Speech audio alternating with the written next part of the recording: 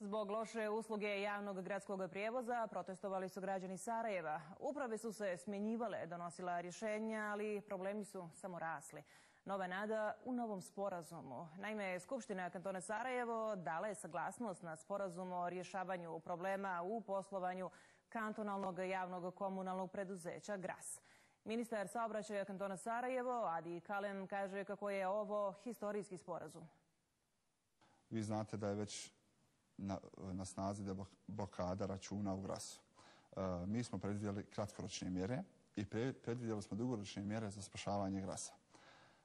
Kratkoročne mjere podrazumijevaju isplatu 3,66 milijuna konvertibilnih maraka upravi za indirektno oporezivanje po sudskoj presudi pljenidbe određenih voznih jedinica, da bi se uopće moglo ući u dugoročno dogovaranje sa njima.